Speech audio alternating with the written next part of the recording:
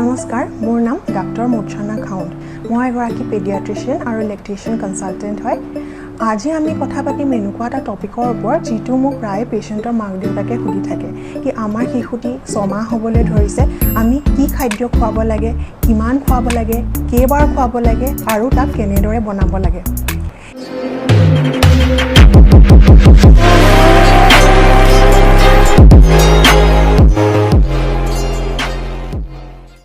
এতিয়া জন্মৰ পাছত প্ৰথম 6 মাহ অকল মাকৰ স্তনপান কৰাব লাগে। এই স্তনপান আমি জন্মৰ 1 ঘণ্টাতে আৰম্ভ কৰিব লাগে আৰু প্ৰথম 6 মাহ অকল স্তনপান যাক আমি কওঁ এক্সক্লুচিভ ব্ৰেষ্ট ফিডিং কৰাব লাগে। এই সময়ছোৱাত অন্য কোনো খাদ্য, জুলীয়া বস্তু, আনকি পানীৰো প্ৰয়োজন নহয় শিশুটিক। এতিয়া আমি কি বস্তু দিব পাৰোঁ শিশুটিক এই সময়ছোৱাত? এই সময়ছোৱাত বেবীটো যদি টাৰ্ম হয়, তাৰ ওজন যদি নৰ্মেল থাকে, তেতিয়া আমি ভিটামিন ডি ছাপ্লিমেণ্টেশ্যন দিওঁ। এইটো পূৰা জন্মৰ পৰা 1 বছৰলৈকে দিব লাগে। আৰু যদি বেবীটো প্ৰিমেচিয়ৰ থাকে, তাৰ ওজন কম থাকে, সময়ৰ আগত হৈছে, তেতিয়া আমি তাক কেলছিয়াম, ফছফৰাছ আৰু অন্য মাল্টিভিটামিনৰ ছাপ্লিমেণ্ট দিওঁ, যিটো বেবীটো 40 উইকছ হোৱালৈকে বা 2 কেজি হোৱালৈকে আমি দিওঁ। তাৰ পাছত আমি ভিটামিন ডি ছাপ্লিমেণ্টেশ্যন দিওঁ 1 বছৰলৈকে। এতিয়া এইটো কিমান দিব লাগে, কেইবাৰ দিব লাগে, সেইটো আপোনালোকৰ পেডিয়াট্ৰিচিয়ানে ক'ব, কাৰণ এইটো ওজনৰ ওপৰত নিৰ্ভৰ কৰে। এতিয়া 6 মাহত এনেকুৱা কি হয় কি আমি কমপ্লিমেণ্টাৰী ফিডিং ষ্টাৰ্ট কৰিব লাগে। এই দেখা যায় যে প্ৰথম 6 মাহ, জন্মৰ প্ৰথম 6 মাহ ব্ৰেষ্ট মিল্কত সকলোবোৰ পুষ্টিকৰ খাদ্য থাকে, যিটো শিশুটিৰ শাৰীৰিক আৰু মানসিক বিকাশৰ কাৰণে যথেষ্ট। কিন্তু 6 মাহৰ পাছত শিশুটি যিমানখিনি পুষ্টিকৰ খাদ্য লাগে সেইসকলৰ যোগান অকল ব্ৰেষ্ট মিল্কে ধৰিব নোৱাৰে। সেইকাৰণে আমি শিশুটিক অন্য খাদ্য আৰু কিছুমান জুলীয়া বস্তু দিব লাগে, যাতে শিশুটিৰ শাৰীৰিক আৰু মানসিক বিকাশ ভালদৰে হৈ গৈ থাকে। দ্বিতীয়তে 6 মাহত শিশুৰ যিডাল খাদ্যনলী থাকে সেইটো ভালদৰে মেচিয়ৰ হ'বলৈ ধৰে, ইমিউন'লজিকেলি ষ্ট্ৰং হ'বলৈ ধৰে, যাতে বাহিৰৰ পৰা যিবোৰ আমি খাদ্য দিওঁ তাৰ কিছুমান প্ৰ'টিন থাকে যাক আমি কওঁ ফৰেন প্ৰ'টিন, সেইটো সেই বিৰুদ্ধে সি যুঁজ দিব পাৰে, যাতে গাত এলাৰ্জিক ৰিয়েকশ্যনছবোৰ নহয় বা কম হয়। আৰু তৃতীয়তে যিহেতু খাদ্যনলীডাল ভালদৰে মেচিয়ৰ হয়, সেইবাবে বাহিৰা যি আমি বস্তু দিওঁ, খাদ্য দিওঁ, সি তাক ভালদৰে পচন্দ কৰিব পাৰে। আৰু চতুৰ্থতে শিশুটিৰ কিডনীটো ভালদৰে মেচিয়ৰ হ'বলৈ ধৰে, সেইবাবে আমি যি বাহিৰৰ পৰা খাদ্য দিওঁ তাৰ লোড সি ল'ব পাৰে আৰু গাৰ পৰা ভালকৈ উলিয়াই পঠিয়াব পাৰে। এতিয়া আমি 6 মাহৰ পাছত আমি কিছুমান চাইন দেখা পাওঁ আৰু আমি গম পাওঁ যে বাচ্চাটো কমপ্লিমেণ্টাৰী ফিডিঙৰ কাৰণে সহজ হয়। এতিয়া সেইখিনি কি হয়, যেতিয়া 6 মাহৰ পাছত আমি দেখি পাম যে বাচ্চাটো যেতিয়া আমি বহাই দিওঁ তাৰ ডিঙিটো ভালদৰে চিধাকৈ সি পোনকৈ ধৰিবলৈ পাৰে। যেতিয়া সি খোৱা বস্তু দেখে সি মুখখন মেলি দিয়ে আৰু সি খোৱা বস্তুৰ ওপৰত ইণ্টাৰেষ্ট দেখাবলৈ আৰম্ভ কৰে। ব্ৰেষ্ট ফিডিং যেতিয়া কৰে তাৰ পাছত আগতে বেবীটো ভালদৰে শুই থাকে, কিন্তু 6 মাহৰ পাছত আমি দেখা পাওঁ কি বেবীটোক ব্ৰেষ্ট ফিডিং কৰোৱাৰ পাছতো সি তাৰ ভোক নুগুচে, সি কান্দি থাকে বা ইৰিটেবল হৈ থাকে। আৰু যদি আমি অকল ব্ৰেষ্ট মিল্কে খুৱাই থাকোঁ তাৰ ওজনটো কমি গৈ থাকিব। এতিয়া আমি তাৰ খানাটো কেনেদৰে বনাব লাগে?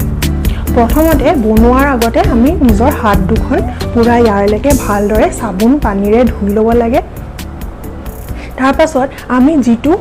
বাচন ল'ম খানাটো বনাবলৈ, সেইটো ভালদৰে গৰম পানীত বইল কৰা হ'ব লাগে বা ভালদৰে ধোৱা হ'বলৈ লাগে। তাৰপিছত আমি যি পানী প্ৰয়োজন, যি পানী আমি ল'ম, সেইখিনি পানী ভালদৰে ফিল্টাৰ্ড হ'ব লাগে আৰু প্ৰায় সেইটো আমি গৰম কৰি ঠাণ্ডা কৰি লোৱা পানীটো বেছি ভাল। আৰু যিখিনি বস্তু আমি ল'ম বনাবলৈ, সেইখিনি ভালদৰে ধোৱা হ'বলৈ লাগে। এতিয়া আমি যেতিয়া বনোৱাৰ পাছত প্ৰায় আমি যিমান পাৰোঁ সেইটো লগে লগে খুৱাব লাগে। আৰু যদি আমি বাহিৰত থ'ব লাগে তেতিয়া আমি মেক্সিমাম 2 ঘণ্টা থ'ব পাৰোঁ আৰু সেইখিনি বস্তু ভালদৰে কভাৰ কৰি ঢাকি পেলাই থ'ব লাগে।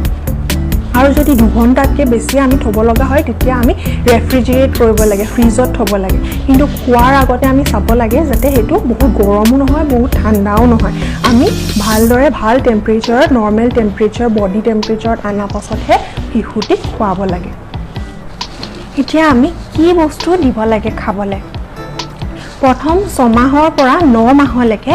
আমি প্ৰথমতে জুলীয়া বস্তু দিব লাগে তাৰ পাছত যেতিয়া হি জুলীয়া বস্তু ভালদৰে খাব লাগিব তেতিয়া আমি তাৰ কনসিস্টেন্সিটো লাহে লাহে বঢ়াব লাগে আৰু সেমি সলিড কৰিব লাগে তাৰ কনসিস্টেন্সিটো হ'ল যেতিয়া আমি চামুচত লম তেতিয়া হি পটককে পানীৰ নিচিনাকে পৰিও যাব নালাগে আৰু হি বহুত ডাঠো হ'ব নালাগে হি লাহে লাহে পৰিব পৰা হ'ব লাগে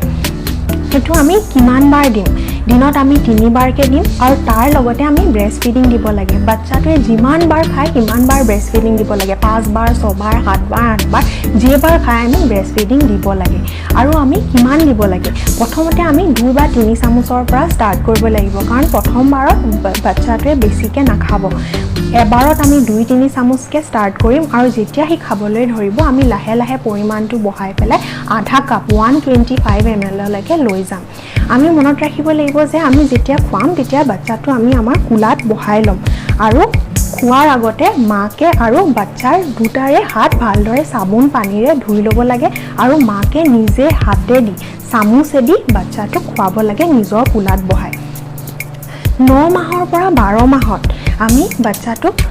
সৰু সৰুকে কুটা বা বইল কৰি পিটিকা বস্তু খুৱাব পাৰো যে কিমান বাৰ খুৱাব লাগে 3-4 বাৰ দিনত খুৱাব পাৰো আৰু কিমান খুৱাব লাগে আধা কাপৰ পৰা 1 কাপলৈকে এবাৰত খুৱাব পাৰো এতিয়া আমি কি বস্তু খুৱাব লাগে 6 মাহৰ পৰা এবছৰলৈকে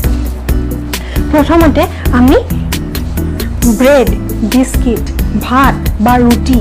গাখীৰত জুবাই পেলাই যেতিয়া কুমলি যাব তেতিয়া ভালদৰে পিটিকি পেলাই আমি দিব পাৰো আমি মনত ৰাখিব লাগে যে এই গাখীৰটো আমি কেতিয়াও গৰু গাখীৰ ল'ব নালাগে এবছৰলৈকে তেতিয়া আমি কি গাখীৰ ল'ব লাগে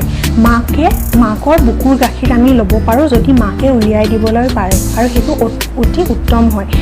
মাকে নিজৰ হাতেদি উলিয়াব পাৰে বা আজিকালি ব্ৰেষ্ট পাম্প পায় সেই পাম্পেদিও উলিয়াব পাৰে দ্বিতীয়তে আমি ভাত দাইল বা বিস্কিট অলপ ডাঠ দাইলত জুবুৱাই পেলাই তাতে ঘিউ অলপ দি পেলাই ভালদৰে পিটিকি খুৱাব পাৰো বা খিচিৰি ভালদৰে বইল কৰি পেলাই খিচিৰি তাতে অলপ ঘিউ দি পেলাই পিটিকি পেলাই খুৱাব পাৰো আৰু তাতে আমি অলপ শাক পাচলি দি পেলাইও ভালদৰে পিটিকি পেলাই খুৱাব পাৰো লাহে লাহে বাচ্চাটো যেতিয়া ডাঙৰ হ'ব আমি বেলেগ বেলেগ টাইপ অফ ভেজিটেবল বা শাক পাচলি আমি দিব লাগে তাৰ পাছতে আমি চতুৰ্থতে আমি দিব পাৰো সেৱৈ ডালিয়া ওটছ বা হেতু ভালদৰে গাখীৰত জুবুৱাই পেলাই আমি দিব পাৰো আমি পায়স দিবলৈ পাৰো তাৰ পাছতে আমি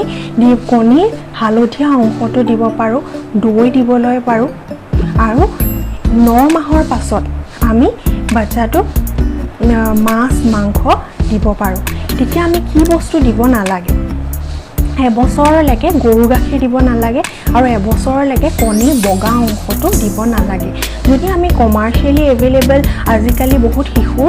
খাদ্য পোৱা যায় যদি হেতু ইউজ কৰে তেতিয়া কেতিয়াও এবাৰতকৈ বেছি এদিনত ইউজ কৰিব নালাগে প্ৰায় যিমান পাৰে ঘৰত বনোৱা বস্তু দিব লাগে এতিয়া এবছৰ হোৱাৰ পাছত আমি বাচ্চাটোক কি দিব পাৰো এবছৰ হোৱাৰ পাছত ঘৰত যি বস্তু বনায় আমি হেতু বস্তু দিব পাৰো যাক কোৱা হয় ফ্যামিলি পট হেতু ভালদৰে আমি সৰু সৰুকে কুটি পেলাই বা অলপ মেশ কৰি পেলাই যদি খাবলৈ নোৱাৰে তাকে ভালদৰে পিটিকি পেলাই আমি দিবলৈ পাৰো যে আমি কেইবাৰ দিব লাগে দিনত 5 বাৰ দিব লাগে আৰু তাৰ লগতে ব্ৰেষ্ট ফিডিং কৰাই থাকিব লাগে 2 বছৰলৈকে কিমান দিব লাগে 1.5 কাপ আৰু আমি ক'ব 1.5 কটৰি বুলি কয় হেতু 1 কটৰি 250 ml মান থাকে 250 ml মান থাকে আৰু আমি খুৱাওতে এতিয়া মাকে শিশুটিৰ সাইডত বহি ল'ব লাগে আৰু খাদ্যখিনি শিশুটিৰ আগত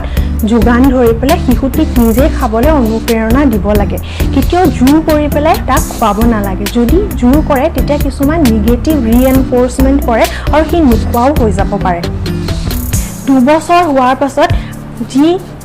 বস্তু ঘৰত বনাই সেইখিনি দিব পাৰে আমি মনত ৰাখিব লাগে যে আমি 3টা মেজৰ মিল দিব লাগে ভাত দাইল মাছ মাংস কণী 3টা মেজৰ মিল দিব লাগে আৰু তাৰ মাজতে 2টা আমি স্ন্যাক্স বুলি কয় এটো নিউট্ৰিশিয়াছ স্ন্যাক্স যেনেকৈ ফলমূল বিস্কিট আদি আমি দিব পাৰো এতিয়া আমি কি বস্তু দিব নালাগে আমি জাঙ্ক ফুড যেনেকৈ পিজ্জা বাৰ্গাৰ চিপছ এবোৰ বেছিকৈ দিব নালাগে কোল্ড ড্ৰিংকস বেছি চেনি থকা জুলীয়া বস্তু বা অতিপাত ফলৰ ৰস দিব নালাগে আমি চাহ কফি আৰু চকলেট প্ৰথম 2 বছৰলৈকে দিব নালাগে কাৰণ প্ৰথমতে চাহ কফিত কিছুমান এনেকুৱা বস্তু থাকে যি আইৰণৰ এবজৰ্পশ্যনত হেম্পাৰ কৰে আৰু তাত চাহ কফিত কেফিন জাতীয় বস্তু থাকে চকলেটত থাকে যি ব্ৰেইনৰ বিকাশত এফেক্ট কৰে সেইকাৰণে প্ৰথম 2 বছৰত দিব নালাগে আৰু আমি গোটাকে বাদাম বা কাজু দিব নালাগে কাৰণ কি খাদ্যৰ নলীত কেতিয়াবা খাই থাকোঁতে খাদ্যৰ নলীৰ পৰা উশাহ লোৱা নলীত গুচি যাব পাৰে আৰু তেতিয়া উশাহ ল'বলৈ দেৰি হ'বলৈ পাৰে এতিয়া এই কমপ্লিমেণ্টাৰী ফিডিংটো যদি আমি ভালদৰে বা সিৰিয়াসলি নলওঁ তেতিয়া কিছুমান প্ৰব্লেম হ'ব পাৰে যেনেকৈ প্ৰথমতে যদি আমি তাক ভালদৰে পুষ্টিকৰ খাদ্য নিদিওঁ তেতিয়া শিশুটিৰ ভালদৰে শাৰীৰিক আৰু মানসিক বিকাশ নহ'ব যদি আমি বনাওঁতে তাক হাইজিনিকেলি ভালদৰে নবনাওঁ তেতিয়া শিশুৰ কিছুমান বেমাৰ হ'ব পাৰে যাৰ ভিতৰত ডায়েৰিয়াটো বহুত কমন হয় আৰু কেতিয়াবা শিশুৰ কিছুমান এলাৰ্জিক ৰিয়েকশ্যনছ হ'ব পাৰে কিছুমান খাদ্যৰ পৰা যেনেকৈ বাদাম বা কণীৰ বগা অংশটোৰ পৰা এলাৰ্জিক ৰিয়েকশ্যন হ'ব পাৰে তেতিয়া কি হ'ব পেট বিষাব বমি হ'ব পাৰে গাত ৰেছ হ'ব পাৰে ডায়েৰিয়া হ'ব পাৰে তেনেকুৱা হ'লে আপোনালোকৰ পেডিয়াট্ৰিচিয়ান বা ডক্টৰৰ লগত কনসাল্ট কৰিব লাগিব আৰু কেতিয়াবা কি হয় কমপ্লিমেণ্টাৰী ফিডিং ষ্টাৰ্ট কৰোঁতে ব্ৰেষ্ট ফিডিংটো কি কৰে ঘপকে বন্ধ কৰি দিয়ে যদি ঘপকে বন্ধ কৰি দিয়ে তেতিয়া শিশুটিৰ মানসিকতাত প্ৰভাৱ পৰে কিছুমান সাইকোলজিকেল এফেক্ট আহে সেইকাৰণে কেতিয়াও ব্ৰেষ্ট ফিডিং হঠাৎ বন্ধ কৰি দিব নালাগে লাহে লাহে বন্ধ কৰিব লাগে সেয়ে আছে যদি আপোনালোকৰ এই টপিকটোৰ ওপৰত কথাখিনি ভাল লাগিলে তেতিয়া মোৰ চেনেলটো সাবস্ক্ৰাইব কৰিব আৰু ভাল লাগিলে ভিডিঅ'টো শ্বেয়াৰ কৰিব থ্যাংক ইউ